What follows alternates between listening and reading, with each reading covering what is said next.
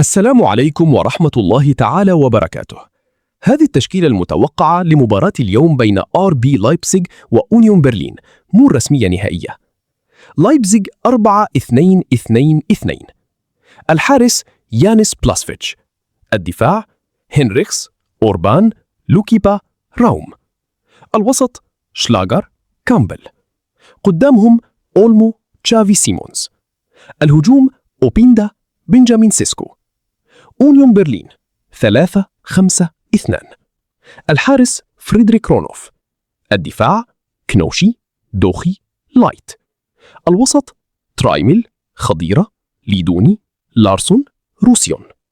الهجوم فولاند، بيرنز. لايبزيغ داخل بقوة هجومية وسريع جدا قدام مع أوبيندا وسيسكو. أونيون برلين فريق منظم ويدافع كويس وبيعتمد على الكرات الطويلة والمرتدات. لو لايبزيغ ضغط من البداية ممكن يحسمها بدري. توقع الشخصي لايبزيغ 2-0.